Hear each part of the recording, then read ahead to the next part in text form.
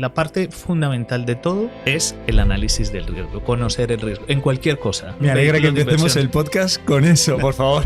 No el entrar o el salir, no el que comprar, sino el riesgo que estás asumiendo. Hay una palabra en inglés, skin on the game, y No esto es tiene juego, fundamental. Si tú quieres crear un proyecto, lo que no puedes es pretender que el mercado o que los inversores vengan a pagar absolutamente todo. ¿En qué rentabilidad anual estés? ¿En qué TIR? ¿En qué tasa? Por un lado tenemos nuestro fondo de inversión, que hemos tenido un 268% en... Wow. Impresionante. De media estamos en una rentabilidad neta histórica de alrededor de un 12%. ¿Qué recomendación nos darías a los que nos gustaría empezar en el mundo de la inversión institucional? Hola a todos y bienvenidos a un nuevo episodio de Margin Call.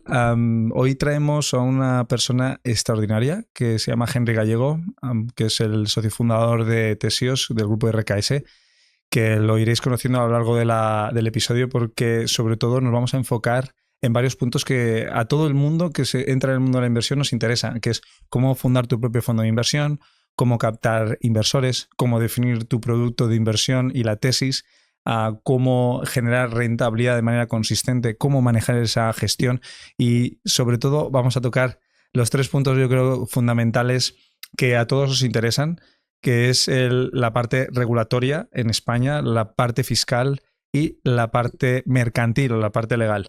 Así que no os perdáis este episodio porque creo que de principio a fin es puro oro, puro diamante y además diamante bien pulido, o sea que lo vais a disfrutar. Y bueno, pues hablando un poco de lo que es la captación, ¿no?, de capital para vuestra propia gestión, para el fondo de inversión que queráis montar, por recordar que este podcast está patrocinado por The Trading Pit, que es una firma propietaria, si no es de las mejores del mundo, si no es la mejor del mundo, es de las mejores que existen.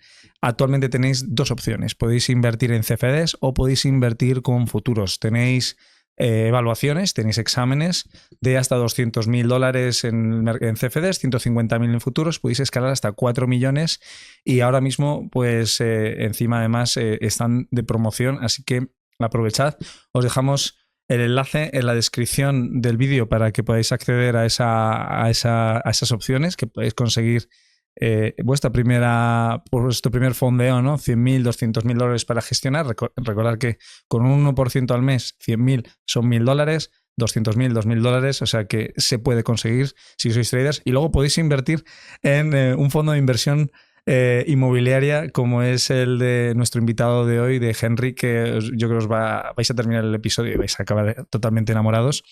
Y nada, recordad que también nos dejamos una clase de 14-15 minutos explicando cómo gestionar, cómo generar, cómo conseguir esta cuenta fondeada para que podáis empezar a generar ese 1, 2, 3% mensual. También os dejamos el enlace en la descripción del vídeo para que lo disfrutéis. También tendréis las referencias de nuestro invitado, tanto de él como de su sociedad de inversión. Así que empezamos. Bienvenido, Henry, al podcast y gracias por tu tiempo. La verdad es que tenía muchas ganas de este episodio concretamente porque vamos a hablar de un montón de cosas súper interesantes, sobre todo de lo que es el mundo de la inversión, cómo crear tu propio fondo, cómo ponerlo a cotizar en mercado secundario, cómo captar inversores. Yo creo que vamos a tocar un montón de palos súper interesantes, pero antes de nada, gracias por estar hoy conmigo aquí. No, gracias a ti, Félix. Yo creo que es interesante hablar de todo esto y de experiencias que yo creo que son enriquecedoras para todos. Bueno, yo creo que es un honor y para todos los que nos están escuchando ahora y para mí que ahora estoy aquí contigo entrevistándote, el poder pasar aunque sea una hora y media con alguien profesional, alguien institucional que te cuente todo lo que ha vivido hasta llegar al punto en el que está, que creo que es generalmente la mayoría de las consultas o preguntas, ¿no?, de cómo monto mi fondo, cómo me lanzo, cómo puedo crecer, cómo puedo captar mis primeros inversores, en qué me especializo, cómo decido todo eso. O sea, son un montón de circunstancias súper interesantes que vamos a tocar a lo largo del podcast, pero antes de nada me gustaría que me contaras quién es Henry Gallego y por qué deberíamos escucharte. ¿Quién es Henry Gallego?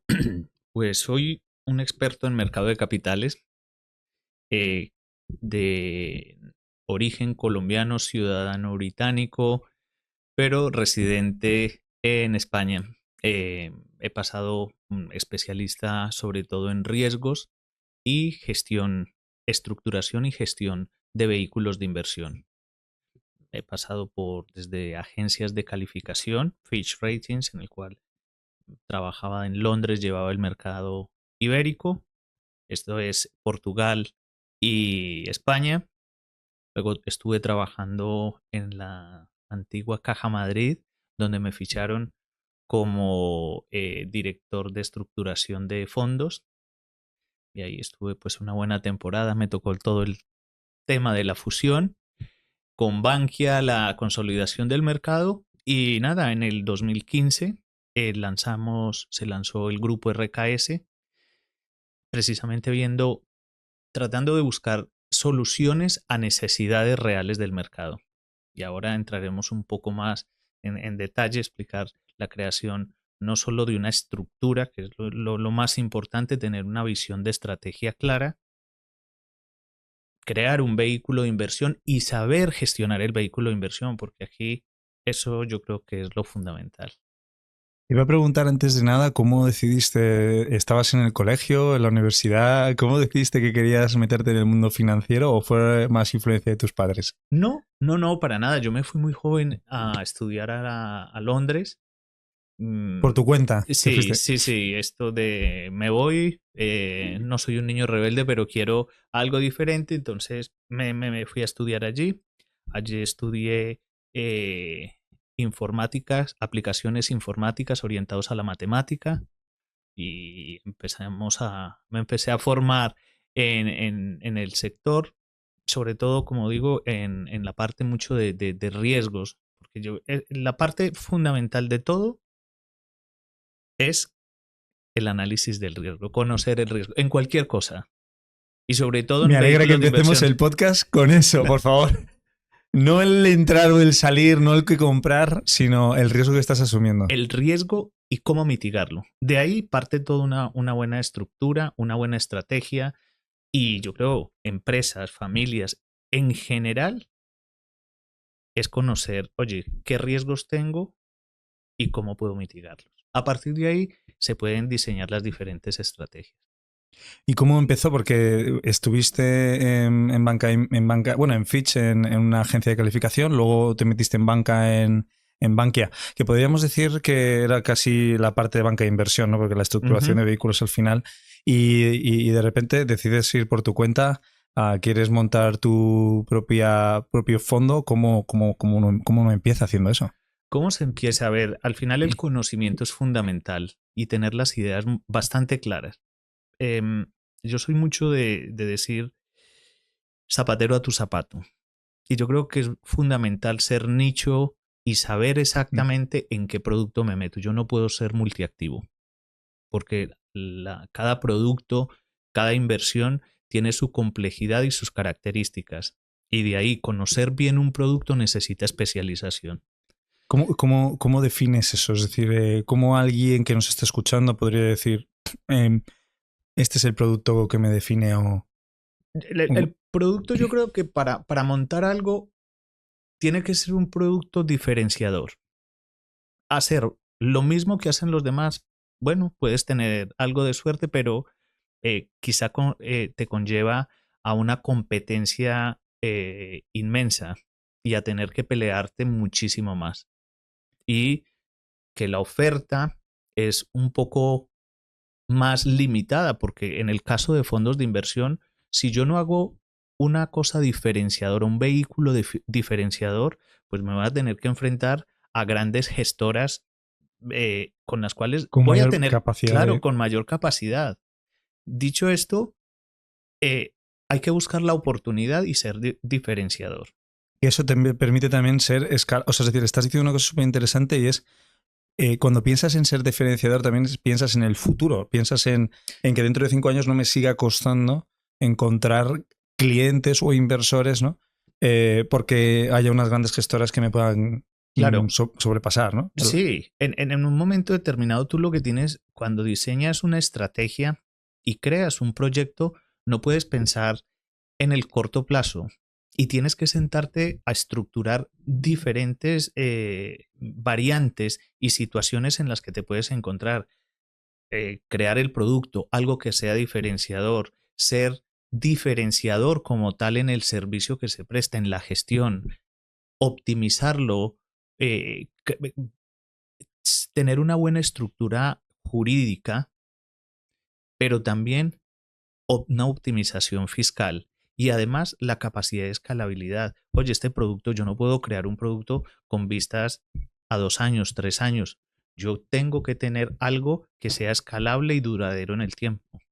Qué bueno, has tocado dos palos, que es la parte de fiscal y la parte legal, que a veces creemos que son lo mismo y no son lo mismo, ¿no? No, totalmente diferentes. Cuando arrancaste tenías ya esto en mente. Claro, a ver, la experiencia también es fundamental y el conocimiento. A mí, mi experiencia, sobre todo en la agencia de calificación en Fitch, aprendí bastante, sobre todo en la parte de tener una opinión legal y fiscal de cada producto que se hace, de cada análisis, para poder entender la complejidad. Muchas veces estructuramos un proyecto, un vehículo de inversión y lo miramos desde el punto de vista documental, jurídico, mercantil, pero luego nos topamos que eso que mercantilmente es viable choca con una optimización fiscal.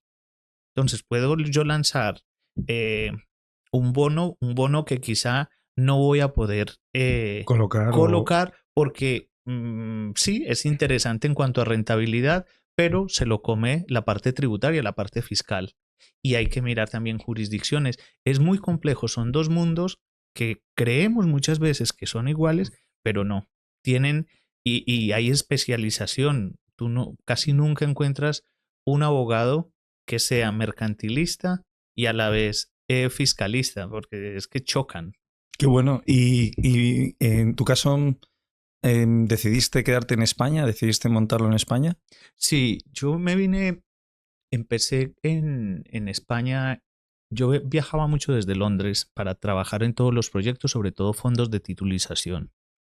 Fondos de titulización hipotecarios, algunos más avanzados que eran los famosos CDOs, CLOs. ¿Qué es lo que hace un fondo de titulización? Un fondo de titulización adquiere activos de una entidad, digamos en este caso una entidad bancaria, pueden ser hipotecas que están respaldadas con un colateral subyacente que es el inmueble.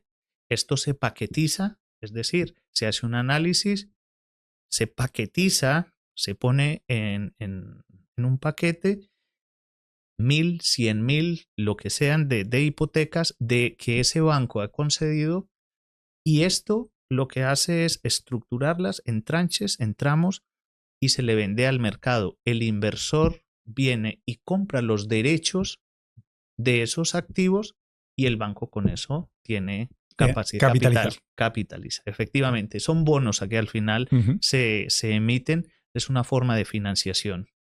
Muy interesante. Y entonces, ¿elegiste España porque te permitía hacer ese tipo vamos a decir, de operaciones?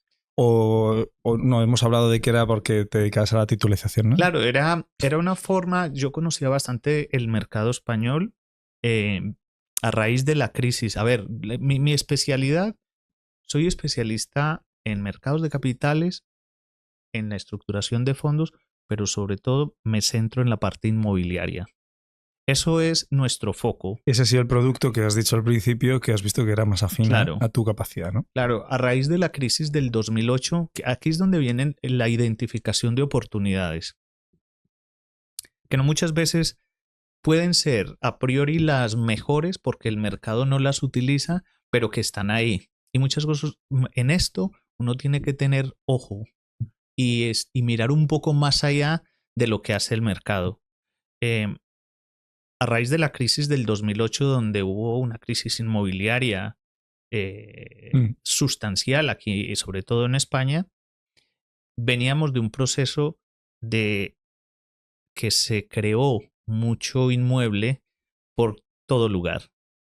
Y era poco profesional porque cualquier persona se volvió promotor, construyó y en el momento, era un momento interesante antes del 2008, muy interesante para el mercado porque había liquidez. Y fíjate, no se valoraba el riesgo por parte de las entidades bancarias, ¿no? Hablando de riesgo, ¿no? Claro, simplemente se dedicaron a generar liquidez dando préstamos, financiación para estos proyectos. ¿Qué ocurre? En el 2008, post después de Lehman, se suscita esta situación y entramos en una recesión. Y una recesión bastante fuerte. Habían inmuebles que estaban valorados en 100 y estaban tasados en 100. Las entidades financieras en ese momento daban 120 por encima del valor de ese inmueble tasado. Cuando entra la situación de crisis, vemos de que ese inmueble que estaba tasado en 100 con una hipoteca de 120 valía 20. Entonces empieza una situación bastante compleja. Los bancos los tuvieron que intervenir. Se crea la Sareb, el Banco Malo. Hablo de aquí de España, pero esto también se repitió en muchos países.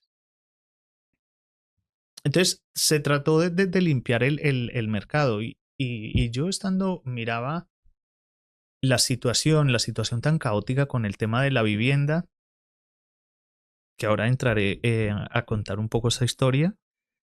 En el 2013 pasamos toda esta época, se, digamos, reestructura y se consolida un poco el sector con las fusiones. Vimos que los bancos se fusionaron, cajas rurales, cajas de ahorros.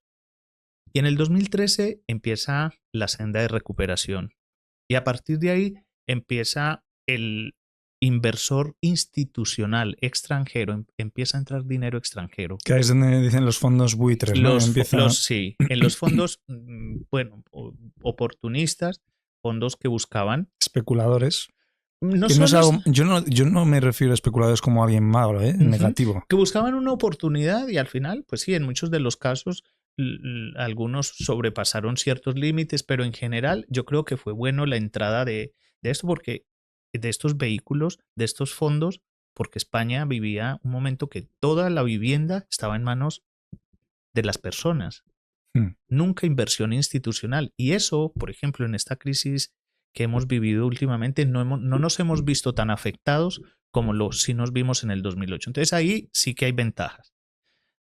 Dicho esto, en el 2013 empieza una recuperación del sistema, del sector, y entran estos fondos, pero entran a comprar activos en zonas prime, en zonas capitales de grandes ciudades. Y compraron a muy buen precio, pero se iba quedando mucho activo en zonas fuera de la M30, que esto es algo que yo siempre digo, hay vida más allá de la M30, y de aquí es donde nace nuestra estrategia. Empezamos a mirar.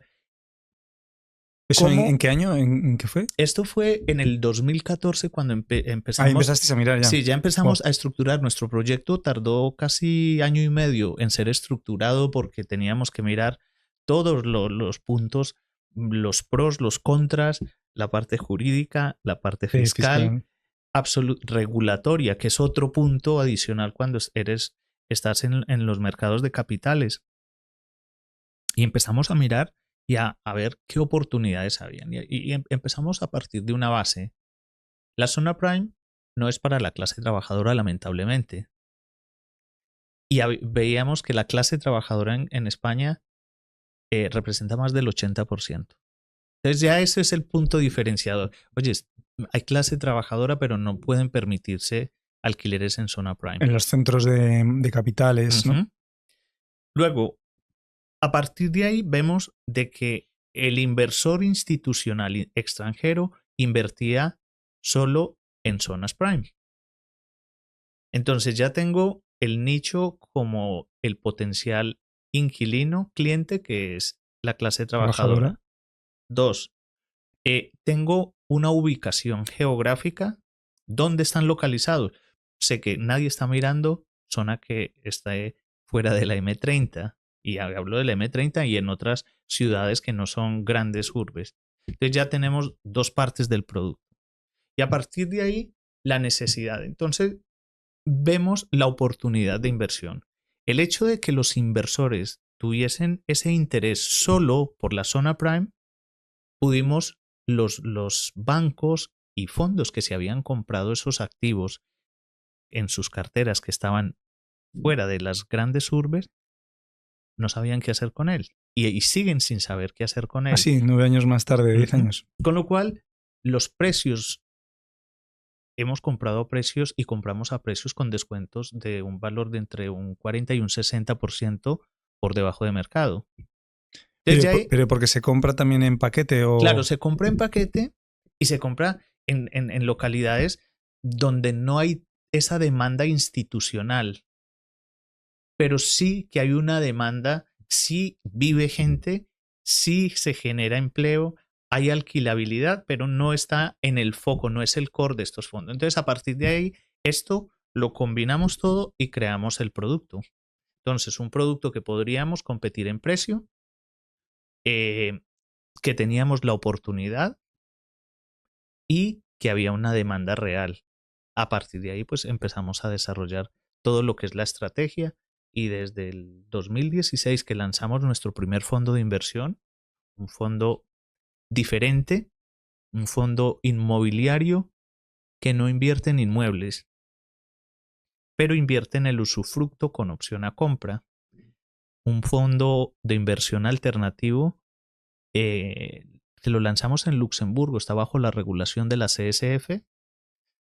Sí, y se que, mantiene ahí. ¿O? y sí, desde entonces hemos generado una rentabilidad ¿Cuánto de... estáis gestionando antes de que digas la rentabilidad? Estamos gestionando en total cerca de unos 90 millones. Wow, impresionante. Pero poco a poco hemos Se ido... va incrementando. Porque dentro de esos 90 millones también se encuentra la rentabilidad generada para los inversores o es en activos inmobiliarios. Sí, en el activo subyacente. El activo subyacente que nosotros tenemos, la cartera bajo gestión, ronda más o menos ese importe. Tenemos alrededor de unos 250 accionistas, inversores. Y estamos en ese proceso y siguen entrando inversores. Esto es un producto que nosotros en nuestra casa, en el grupo RKS, nos fundamentamos en economía, en activos basados en la economía real.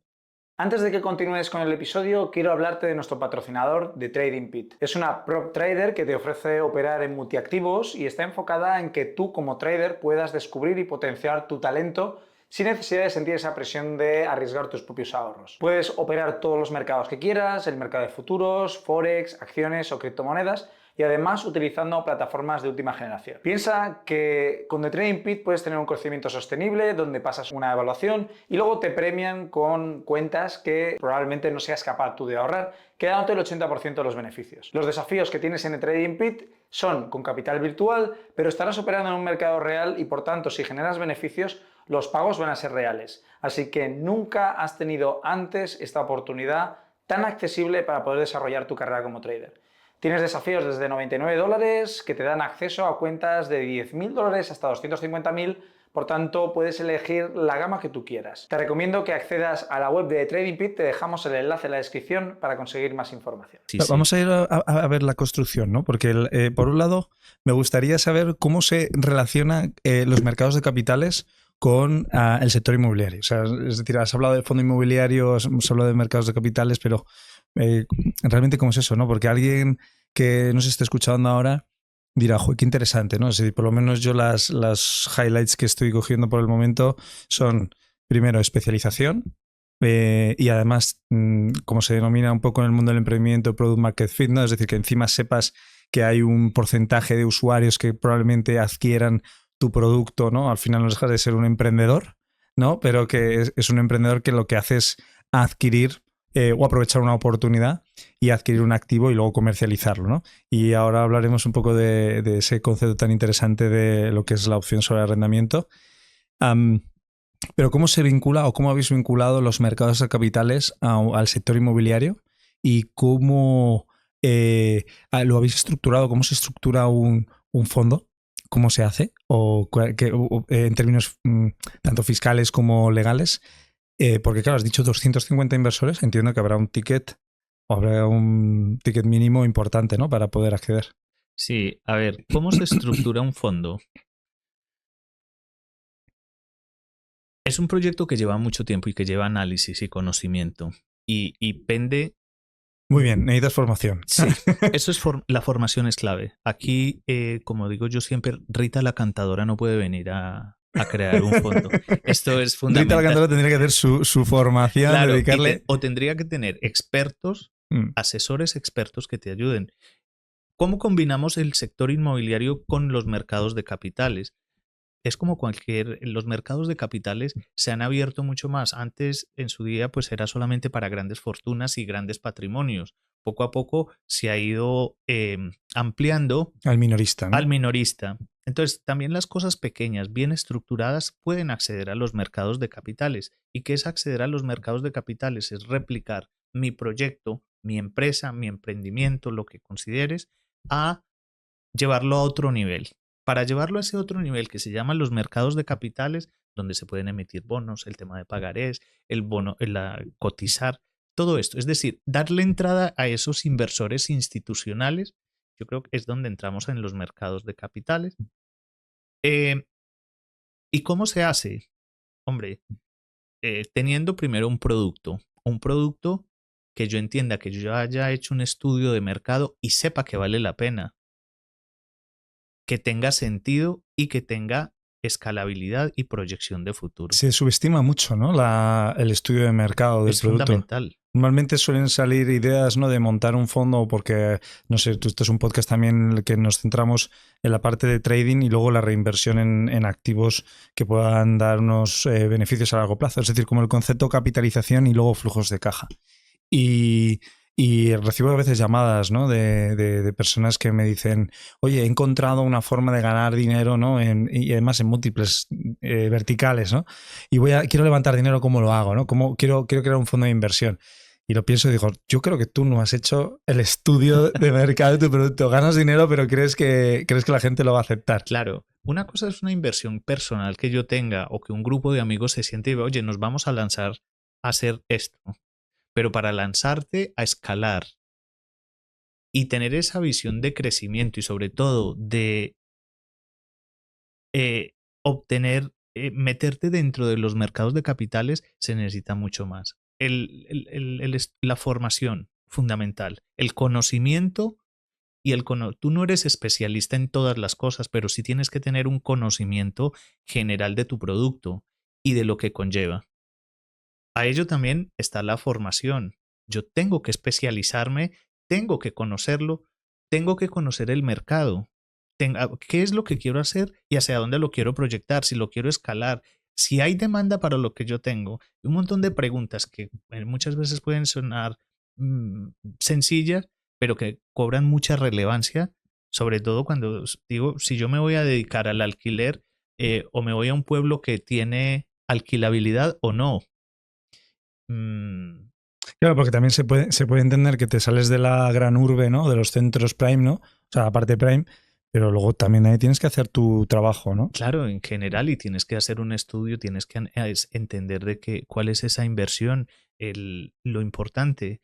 Si nosotros convirtiésemos una inversión en una ONG, lo miraríamos de otra forma, pero no somos ONG. Entonces, tiene que dar rentabilidad. Yo tengo que entender, oye, ¿cómo está esa zona? ¿Cómo se va a revalorizar? ¿Cuánto puedo cobrar de alquiler? ¿Qué tengo que meterle en CAPEX y en OPEX?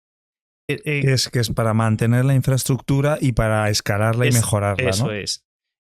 ¿Cuál es el coste que me representa de todas estas cosas? Yo tengo que entender qué hay en ese entorno. Muy interesante lo que acabas de decir, Henry, porque esto es algo que casi nadie, por no decir nadie, toma en cuenta, que es el post, es decir, cuánto dinero necesito para mantener tanto mis activos como la estructura del vehículo. Claro, es fundamental. Yo tengo que decir, yo tengo una inversión y lo proyecto, que puede tener desviaciones, como cada proyecto debe tener un business plan.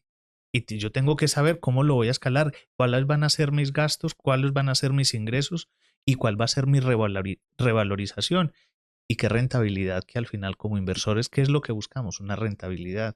Y en función de eso, pues habrá que optimizarlo. Entonces, hemos llegado en la creación del fondo, en tener producto, en saber qué es lo que queremos hacer, en tener ese conocimiento del mercado, si realmente vale la pena o es una idea más en el aire, que se va a quedar en el aire porque no la he forjado bien, no la he estudiado bien. Y luego viene ya la parte, digamos, más de estructuración. Teniendo ya el producto, es saber, oye, ¿cómo lo voy a gestionar? Porque, ¿qué me gano yo sí, monto un fondo de inversión inmobiliario, le meto 1000 inmuebles. ¿Y ahora qué? Si no lo sé gestionar. Entonces, la gestión es fundamental, tanto en la parte corporativa de lo que es gestionar el vehículo de inversión con los inversores, con el mercado, ¿Quién con la... engloba una gestión? Es decir, que... Ahora, Vale, ya perdón. entro esto. Vale, Y vale. luego también, si yo tengo el activo subyacente, tengo que saber cómo gestionarlo, porque no me gano nada con tener 1000 inmuebles y no lo sé gestionar y tengo una morosidad inmensa. Entonces, no compensa y tiene que ir de la mano. Pero luego viene una parte muy, muy importante que es crucial en la creación de la estructura y es la parte jurídica, la parte jurídica mercantil, que es la ley. La ley en cuanto, digamos, de sociedades, de cómo, de comercio, de cómo opera en general, qué estructura jurídica es la que más se adapta a mi proyecto. A partir de ahí, después de analizarlo, hay que entrar a entender la parte de tributación, la parte fiscal. Vale, muy bien. Invierto en esto. ¿Y ahora qué? ¿Qué conlleva? Si yo, por ejemplo, estoy comprando inmuebles de segunda transmisión, pues sé que si no tengo una optimización fiscal, que hay vehículos que lo tienen, como es el caso aquí en España de la SOCIMI, los Real Estate Investment Trust, que aquí en España se llaman SOCIMI, tienen una bonificación de un 95% en el ITP. Entonces ya he encontrado una Wow. optimización fiscal. ¿Que tengo que cumplir con unos criterios? Sí. Pero entonces ese conocimiento fiscal tributario es importante.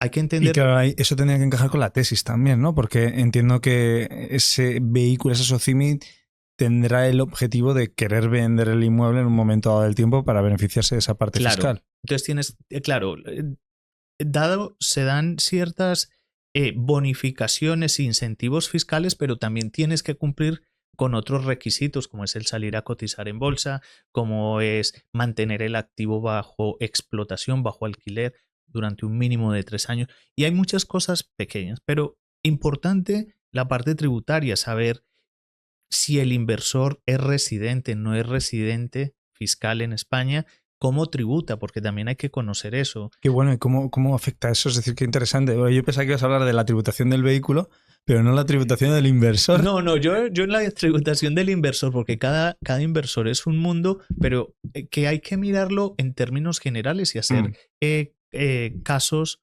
específicos para analizar, oye, ¿qué le ocurriría a un ciudadano de Luxemburgo que invierte en España? Luego, ¿qué le ¿Qué ocurre? limitaciones o barreras de entrada tiene, Claro, no? ¿y qué tributación tienes que tener? ¿Y qué exigencias legales tienes que tener para invertir? ¿Qué le ocurre a una sociedad, una persona jurídica española que invierta en un vehículo de Todas son estas preguntas generalistas. Ya yo no me puedo ir a analizar la tributación de 250 personas. No es mi especialidad, pero sí tenemos ese marco de actuación general de lo que es el producto, de lo que conlleva y, digamos, los mayores highlights, los ítems más relevantes que puede ser en cuanto a tributación.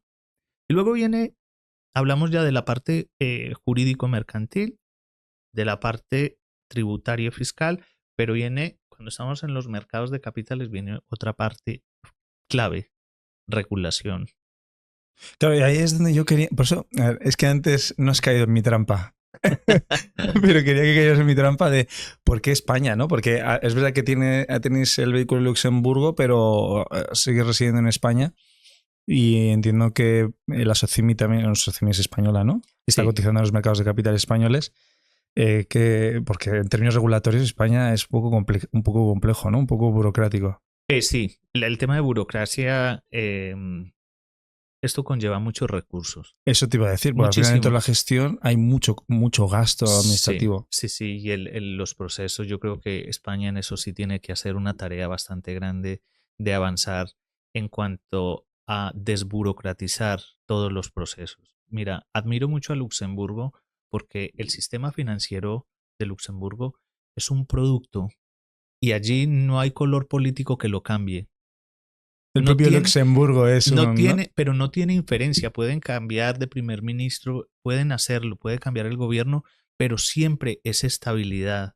No, no hay incertidumbres. Y aquí, sobre todo últimamente, nos vemos muy en una situación compleja en la que cambian eh, y Las llevan reglas muy a menudo. sí, debates políticos. Y esto a nivel de inversión, la incertidumbre no es un buen Bueno, aliado. hace poco, ¿no? Estaba con la parte de incentivo fiscal a Socimis, que menos mal que no la han tocado porque lo Sí, que no sé si la tocarán o si tienen intención de... bueno, pero al final estas cuestiones son, no se puede hacer ruido, porque el mercado, una cosa es quien Reacciona viva, antes, ¿no? claro, se vive aquí en España y ya se conoce más o menos cómo pueden ir las cosas, pero un inversor extranjero que no conoce el día a día de los debates políticos y todas estas cosas que se suscitan, pues dice, oye, mira, me prefiero esperar. Y esto tiene un impacto muy negativo en cuanto a la percepción de estabilidad.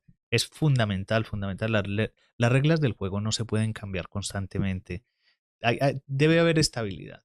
Dicho lo cual, yo creo que las inversiones en España, a pesar de los pesares, hay estabilidad y sobre todo en el sector hay un gran potencial, aún hay potencial. Nosotros estamos en un producto que cuando empezamos, que era lo que decía yo antes, hay que crear algo diferenciador. Nosotros nos lanzamos a hablar desde hace casi 10 años de vivienda asequible y nadie hablaba de esto. Hablábamos, vamos a ir a invertir en, por ejemplo, Castilla-La Mancha, en Valencia, en la costa del Levante, Sí, en, despobladas, ¿no? no, no España son despobladas. no, Eso es la visión que nosotros tenemos y que mediáticamente hablamos, nos han dado a entender de que sí, es... de Sí. que fuera de la M30 No está está despoblada. no, es la España vaciada. Señores, pero que es un poquito... Hay gente, mucha gente Y viviendo, mucha ¿no? gente, los hubs logísticos, estas plataformas logísticas, ¿dónde están? Yo no las he visto en el barrio de Salamanca. ¿Tú? No, no, No. Amazon está En en Toledo, Toledo, sí. Castilla-La Mancha, todo esto, incluso en muchas poblaciones, en la parte de la costa valenciana, en Andalucía, hay mucha generación de empleo. Por lo tanto, hay alquilabilidad. Y en estos lugares, en estas fábricas, en estos hubs logísticos, quienes trabajan no son los grandes ejecutivos, están los operarios que Es ese necesitan vivir. 80% de Claro, trabajadores que decías, ¿no? entonces, no es la España vaciada. Yo, de hecho, he peleado y tengo una versión diferente. Para mí es la España olvidada. Olvidada por nosotros, por el mercado, por los inversores, porque hay alquilabilidad, hay gente que vive allí, se genera empleo, pero nos hemos olvidado. Entonces, Es una masterclass de cómo construir una tesis de verdad, ¿eh? Porque la verdad es que quien nos esté escuchando ahora debería tomar nota y decir, wow, hay de pequeños detalles que se tienen que incluir dentro de la tesis para que tenga sentido. Pero bueno, perdona, porque no quería desviar el tema que me estaba pareciendo muy interesante, lo que es la estructura en España, Luxemburgo, la sí, incertidumbre política. mira, yo creo que en todos lados hay unas dificultades y nos encontramos, sobre todo en la parte regulatoria. Nos vamos más allá de la operativa burocrática que tenemos, que ya cansa. Hay mucho tema impositivo y aquí Claro, es que vienen gastos por todos por lados, todos ¿no? lados. Gastos por impuestos, gastos por la parte regulatoria, gastos por la parte mercantil. Wow, o sea, Pero de ahí que para tener un buen proyecto hay que analizar y tener en cuenta todos estas pequeñas y grandes cosas que hay. Y es optimizar, crear un vehículo de inversión. No es solamente decir, mira, tengo una idea, una tesis de que vamos a invertir. Perfecto, me parece bien, que es la primera parte. Ahora, ¿qué me conlleva eso? ¿Y qué recursos voy a necesitar para cumplir con la normativa? ¿Cuáles son los impuestos que tengo? ¿Qué es lo que tributo? ¿Cuáles son esos gastos adicionales que me supondrán? Y si eso no se prevé, la receta para el fracaso es... sí que ya has muerto antes de empezar, ¿no? sí, porque si no tienes en cuenta Naces esto y muerto. si en tu modelo de negocio, cuando elaboras ese business plan, no tienes en cuenta estas situaciones y no eres consciente de que vas a necesitar recursos económicos y humanos para poder acceder y poder responder a estos requerimientos tributarios y regulatorios, lo vas a tener muy complicado. De hecho, te iba a preguntar sobre cómo habéis vivido vosotros los últimos 9 años, ¿no? Dentro de España. Es decir, alguna anécdota, sobre todo con inversores que os hayan dicho que no entran porque estéis en España, os vais fuera. Es decir, no sé, alguna anécdota divertida y cómo habéis vivido todo este proceso dentro del país. Mira, hemos vivido de todo. Empiezo por la primera anécdota. Cuando nosotros montamos, yo soy el socio fundador,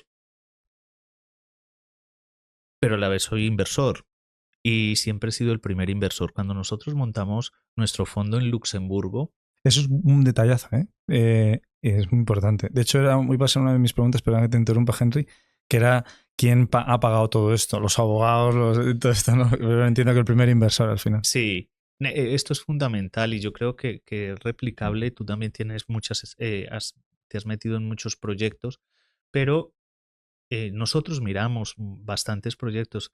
Hay una palabra en inglés, skin on the game, y La esto es piel en el juego, sí. fundamental. Si tú quieres crear un proyecto, lo que no puedes es pretender que el mercado o que los inversores vengan a pagar absolutamente todo. Si no hay un compromiso de ese fundador, de ese promotor del proyecto, dentro de la estructura y solo quiere recibirlo todo desde fuera, yo creo que no es bueno, no se ve bien. Yo personalmente no invierto en proyectos que yo no vea que hay una involucración directa, no solo con el trabajo, con la idea, pero también en inversión por parte de... Sí, dentro del mundo del capital riesgo hay un inversor que se llama Caviedes, muy conocido. He tenido la suerte de coincidir con él porque he invertido en Search Funds, que él también es inversor, hemos comprado empresas y entonces él decía, yo no pago abogados, ¿no? Y recuerdo de una startup un día que le hice, me venían y les preguntaba cualquier cosa y todo el rato me decían lo mismo. Se lo tenemos que consultar al abogado. Y ya en la tercera respuesta les dije, yo lo siento, pero no pago abogados. Sí, efectivamente hay gastos que uno tiene que asumir. Cuando yo monté el fondo, yo fui el primer inversor, me fui con una tesis, creé el producto, ya lo había analizado, le dediqué muchísimo tiempo, pero sabía que lo tenía que crear yo.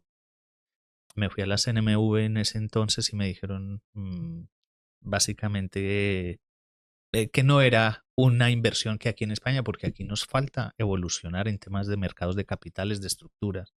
Y me fui a Luxemburgo y presenté al regulador de Luxemburgo, la CSF, y dije, mira, esta es la estrategia que tengo, esta es la inversión. Ah, pues qué interesante, qué diferente. ¿Y esto de dónde ha salido? Y les conté toda la historia y nada, empecé con el proyecto, pero es muy difícil empezar. Muy Y difícil. sobre todo cuando primero tienes que creer en tu proyecto y conocerlo. Porque si no conoces, si no crees bien tu proyecto, en todas las aristas no lo puedes vender. Y luego la involucración. Y son periodos muy complicados porque no se empieza desde arriba. Yo siempre digo, las casas no empiezan a construirse por el tejado, sino por un cimiento fuerte. Y ese crecimiento es complicado y se lleva muchos varapalos. Entonces te vas encontrando con unas situaciones complejas. Me preguntabas antes, ¿y qué experiencias has tenido? Experiencias como yo venía del mercado, lanzó la estructura, entonces todos me decían, la verdad que me cerraron más puertas de las que me abrieron. Me decían, no, pero invertir fuera de Madrid, de la M30, no, esto es una locura. Alquiler asequible. Pero, Henry, ¿estás loco? Pero al final yo ya había hecho los estudios, ese estudio de mercado, y yo veía la necesidad que había. Poco a poco y ha costado, pero poco a poco somos referentes del sector en ese producto y ahora todo el mundo habla de vivienda asequible. No solo eso, es que para que veas que hay formación, hay grandes divulgadores e infoproductores que venden formación para invertir en inmuebles de vivienda asequible. No lo llaman así, ellos dicen viviendas que están en las afueras de Madrid, joyas, ¿no? Bolitas de Navidad, ¿no? Trajimos a Juan Aro, para quien quiera ver la entrevista, que la tenemos también en el canal. Y Juan Aro lo que él educa es eso, ¿no? Encuentra ese inmueble, esa bolita de Navidad. O sea que tenías razón. Sí, pero dentro de eso muchos golpes. Y entre medias, pues nos hemos encontrado con situaciones muy, muy complejas como pueden ser COVID. Claro, Ostras, claro. claro, empiezas en un desarrollo y te encuentras con un cierre total de la economía, pero eso nos demostró, nos fortaleció. Luego nos encontramos con una situación de subida de tipos elevadísima, una inflación elevadísima, no una guerra, dos guerras. Todo esto han sido handicaps y encima pues hay parte política que ha querido cambiar en ciertas reglas, los cambios de la ley de arrendamiento urbano, pero al final siempre que tengas bases sólidas y que ese cimiento con lo que has construido es sólido y estable, yo creo que uno puede bandear y sortear todas estas dificultades. Fácil no es. Ahí es donde vamos un poco cuando hemos empezado el podcast, ¿no? Es decir, la clave está en la gestión del riesgo y en el plan para mitigarlo, Efectivamente. que podríamos decir que es el plan B, C, D, ¿no? Sí, se van dando y esto va evolucionando y uno tiene que estar muy atento a los cambios de mercado y cómo lo puede afectar. Pero, insisto, si tienes un producto y un proyecto que tiene unos buenos cimientos, que tiene una buena escalabilidad, tienes un proyecto ganador, que tienes que involucrarte de terceros asesores para mejorar y optimizar, sí, que tiene que ser atractivo, porque esto es otra cosa. Hay muchos proyectos, por ejemplo, en vivienda asequible, pues que se están dando, pero yo personalmente, si no es rentabilidad doble dígito, yo no lo quiero para mí. Y nosotros por eso también dijimos, ¿qué podemos hacer? Hay que crear un concepto y creamos el concepto de conjugar bien el trinomio riesgo, rentabilidad e impacto social por lo que hacemos. Y con esto nosotros teníamos que buscar, nosotros nos vamos al barrio de Salamanca y no vamos a tener una rentabilidad en alquiler de más del 2%. Ya, parece mejor una plaza de garaje, ¿no? Claro, Casi. nosotros nos vamos a rentabilidades de doble dígito. Impresionante. Claro, el crear estos activos, el mejor de los mejores inquilinos, de los mejores pagadores, es la clase trabajadora, Claro. porque tienen ese activo como es su vivienda, es su morada, y al final ayudan mucho, no generan tanta incidencia, y con una buena gestión se puede optimizar.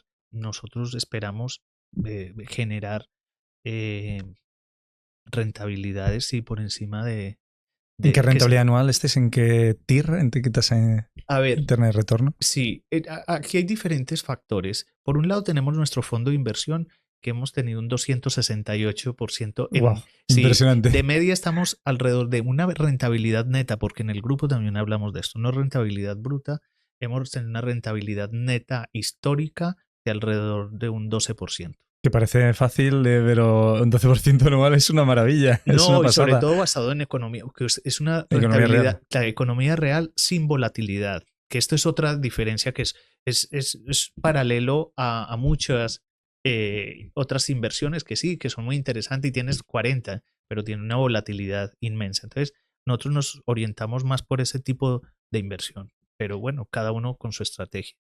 Y bueno, perdona, Henry. ¿Mm? No, porque te voy a cambiar de tema, es para la parte de captación de capital. No sé si querías terminar lo que estás diciendo ahora o... No, yo creo que en general las oportunidades de inversión, y hablabas de otro podcast que se hablaba de... Con Juan Aro. Sí, Sí, con Juan es Juan Aro. un divulgador más educador, ¿no? Pero Ujú. que habla de lo que es la inversión inmobiliaria. Sí, en esto nosotros compramos de media, nosotros que compramos en carteras, paquetes, podemos comprar de entre 45 y 50 mil euros de media De precio de medio precio de medio de cada vivienda. compra. Claro, y Wow. los alquileres están en 450, 500 euros. Entonces, con eso dejo los números a los que Sí, sí, que es genera. un 10 del 9 al 12% Ujú. Y anualizado, ¿no? tenemos morosidad por debajo del 3. Wow, eso sí que es impresionante. Pero todo esto conlleva a que tienes que sentar, poner en la mesa, oye, la lista de riesgos. ¿Cuál es el peor riesgo, por ejemplo, que tienes en un alquiler? Que no te paguen. Pues hay que cubrirlo. Sí, pero realmente está hasta diversificado, ¿no? Pues si tienes un bloque de inmuebles de 16 viviendas, realmente estás diversificado en 16 activos, ¿no? Mira, ahí eso es otra de las partes, eso también lo uso yo también como una teoría real, un ejemplo real. Si yo invierto en Madrid, me compro con 1 millón de euros, me compro 2 pisos. 2 pisos de los cuales tengo si me impaga uno, tengo el 50% de morosidad. Mm. La rentabilidad es mucho más baja porque el coste, Eso. yo no puedo alquilar un apartamento, un piso de 500.000 euros en 5.000 para que me dé el 10% bruto. Con 1 millón de euros nosotros compramos 20, 30. Entonces ahí la diversificación, la atomización de ese riesgo, pues se mitiga mucho más. Si me paga uno, pues sí, me afecta, dos, me afecta, pero nunca me va a llegar a perder el 50%. Ahí es donde entra el concepto de diversificación en la gestión de riesgo, ¿no? Efectivamente.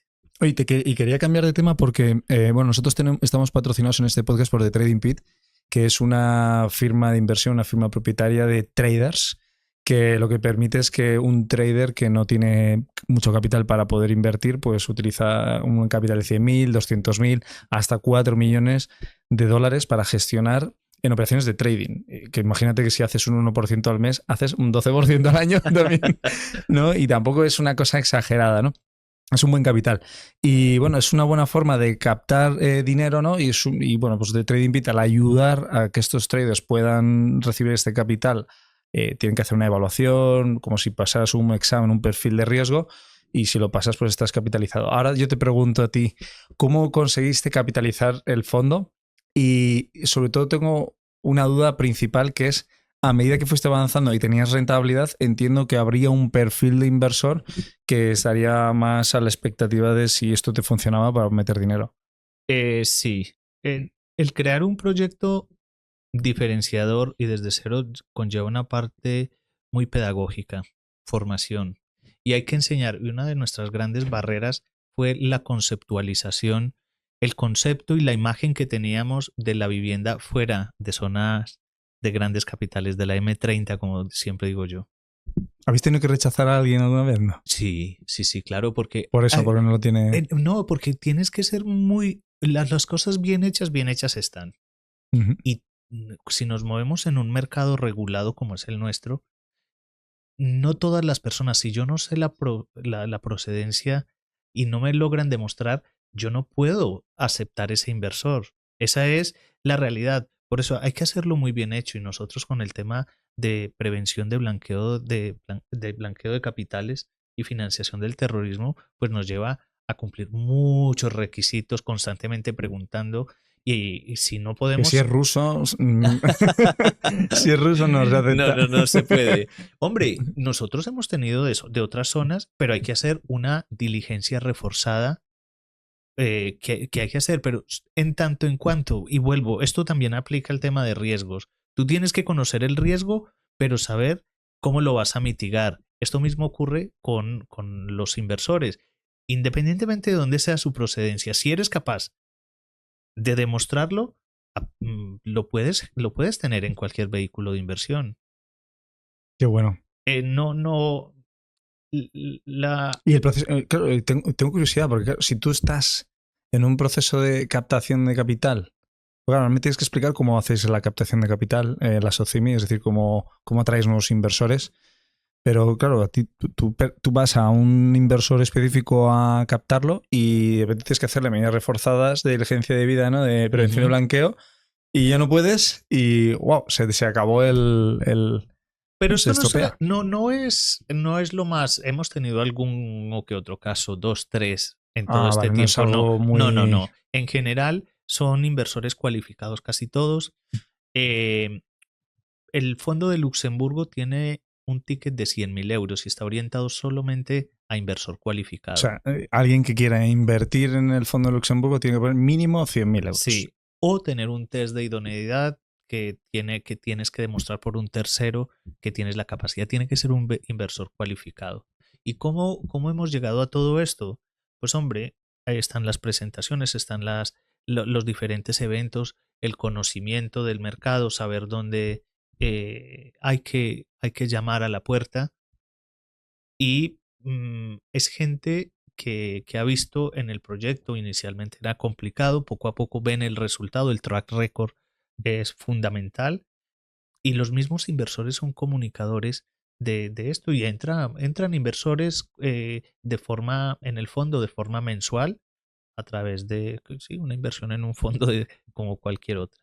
Luego, en Tesios es diferente, hacemos diferentes rondas de inversión para nuevas ampliaciones de capital, que suelen ser entre 1 y 2 al año, y aquí se convoca a una junta, una ampliación de capital, la autoriza la junta de accionistas y se lanza a mercado y en un periodo de unos 2 meses se ejecuta se cristaliza esa ampliación. Pero también hay entrada a través de, al ser una entidad cotizada en BM Growth, en los mercados, pues a través de tu cuenta de valores tú puedes comprar esa participación. esa acción que puedes comprar desde una hasta lo que tenga el mercado. Y tengo curiosidad porque ahí entonces el proceso de diligencia de vida lo hace el broker, ¿no? Claro, porque tú ya cuando vienes en un mercado secundario y tú tienes una cuenta de valores, ahí ya viene y es a través de mercado el que se hace. El intermediario es el que valora el riesgo, ¿no? Sí, aquí nosotros tenemos ya inversiones en Latinoamérica, que ahora hablamos también de eso, inversores que han venido de Latinoamérica, de diferentes partes, no solo españoles, y tienen sus cuentas de valores. Hay unos brokers de los grandes internacionales que también han incluido nuestro proyecto Tesios dentro de la... Porque tendría que ser un broker que tenga la autorización del regulador de cada país para estar ofreciendo el producto, ¿no? En cada país. Efectivamente. O sea que ahora mismo, por ejemplo, dentro de la selección, montáis el vehículo, ¿no? Montáis el SOCIMI y a la hora de captar clientes hacéis la emisión en primario, ¿no? Es decir, como vendéis las participaciones, las nuevas acciones, que a su vez entiendo que ese intermediador, ¿no? que lo que ha hecho es poner la plataforma, ¿no? Ese intermediador os permite vender las acciones.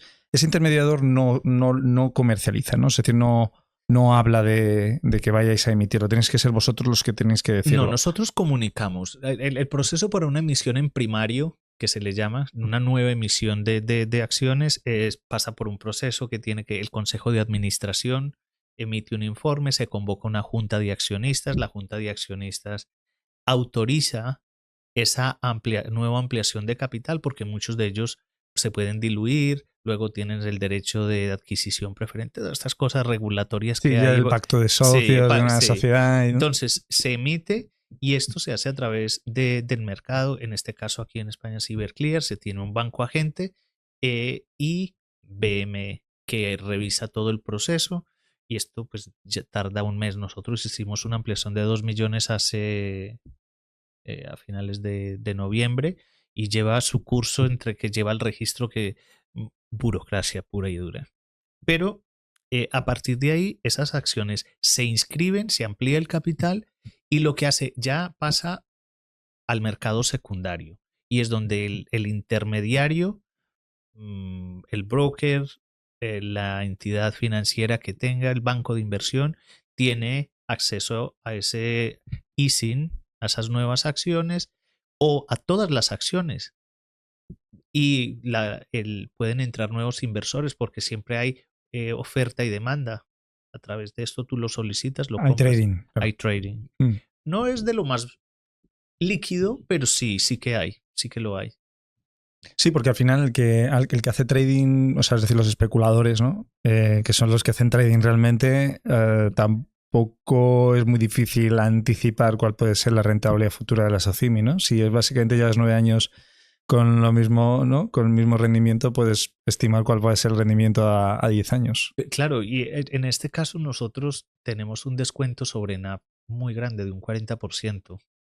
Ostras, ¿y sí. cómo es posible? O sea, para que nos entienda la audiencia, el NAV es el Net Asset Value, que es el valor de los activos que tenéis subyacentes, ¿no? Y la cotización de vuestra sociedad está a un 40% de descuento de los activos. Así es. Es decir, que si se liquidara mañana, todo el mundo recibiría al menos casi un 100% de rentabilidad, un 80%, ¿no? Sí, claro, tendríamos... siempre hemos estado con un descuento sustancial por el hecho de que los activos los hemos comprado muy, muy baratos y se han rentabilizado bastante. Vale. Y Claro, el mercado no lo todavía ha cubierto. no se ha cubierto.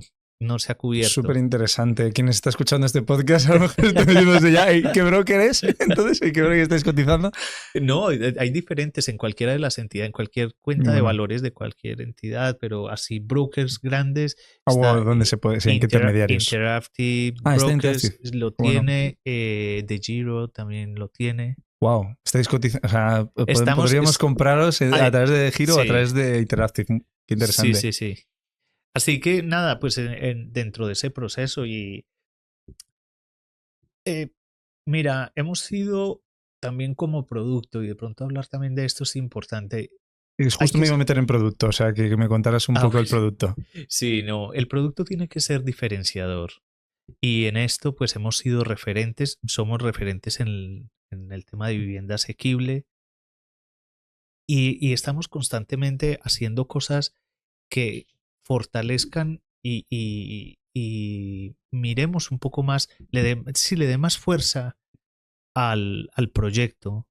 Hemos hecho compras de activos, que es lo normal que se hace, pero también el año pasado hicimos la primera fusión, la primera OPA de mercado en la que absorbimos otra SOCIMI y esto no se había hecho en el mercado. Y ahora pues tenemos algunas más en el pipeline para ver si las ejecutamos. Bueno, me metería ya a hablar de cosas ya más frikis de esto, ¿no? Porque te diría, vuestra Socini entiendo que empezó a cotizar, ¿no? Con prima, la otra con prima, la vuestra con descuento, ¿no? Sí. Pero bueno, esto yo creo que es para otro podcast ya. Sí, qué bueno, qué interesante. Y el producto en sí, habíamos hablado antes de que estaba muy especializado no solo en la vivienda asequible dentro de lo que es el valor del inmueble, sino también en la rentabilidad, es decir, en el alquiler del propio inmueble, que es súper interesante. Yo tengo una tesis, yo tengo una idea en la cabeza. Mis amigos que son todos yo vengo de auditoría financiera, banca de inversión, pero mis inicios cuando salí de la carrera, luego ya me metí en brokeraje y mis amigos se ríen de mí porque me dicen, si me escuchara mi jefe lo que tú estás diciendo, mañana estaba en la puta calle, ¿no? Y porque yo digo, a ver, todo lo que no sea invertir o sea, comprar algo y que te genere valor diario o semanal o recurrente, es decir, que te entregue una utilidad monetaria, y considero que además tiene que haber un impacto a la economía real. Para mí todo lo que no sea eso es especulación, todo lo demás es inversión. Bitcoin es especulación, cripto es especulación, todo lo que sea, incluso comprar acciones en secundario, comprar tus acciones de tu SOCIMI es especulación. Pero lo que hace la SOCIMI como tal es inversión. O sea, yo lo veo así, ¿no? ¿Cómo lo has enfocado tú para que esto se convierta en inversión? Y que tengas ¿Y cómo has estructurado tu plan a los próximos, entiendo que 3, 4, 5 años en relación a esos eventos que has vivido de COVID? O sea, es decir, como que tú has vivido un montón de cosas, ¿no? Para seguir manteniendo esa rentabilidad y que este producto siga teniendo sentido y no pivotar. A ver, lo más importante es saber comprar. Hay que comprar porque ese es el margen que te permite generar rentabilidad.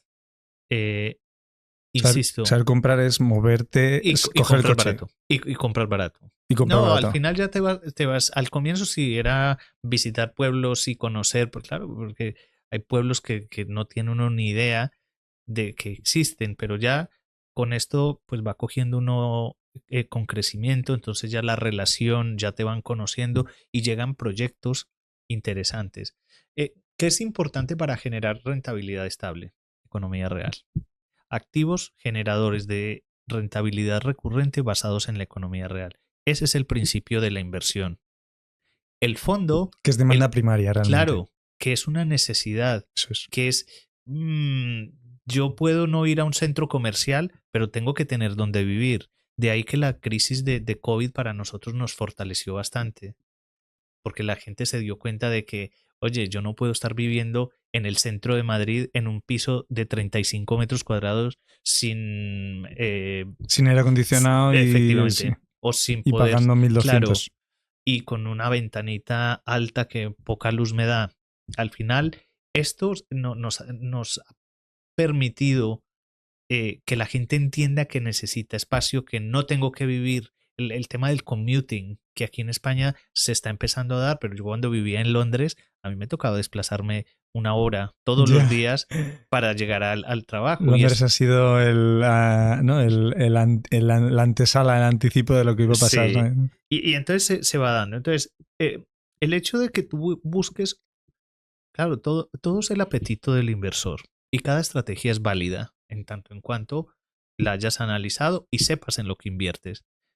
No hay ni malo ni bueno, simplemente son diferentes apetitos, diferentes estrategias. Para nosotros nuestra estrategia está generar rentabilidad recurrente basado en la economía real y por eso nos hemos centrado en la vivienda, porque es un activo esencial, es una necesidad vital en el que nos tenemos que dar y más a más cuando hablamos de tener una vivienda asequible en el que se pueda generar, la gente pueda vivir, es decir, que pueda no solamente pagar y que estar debajo, sino que pueda vivir, que puedan poder salir, poder comer, poder disfrutar un poco para nosotros. Eso ha sido primario y es lo que hemos tratado de combinar todos estos factores para crear un gran producto de inversión.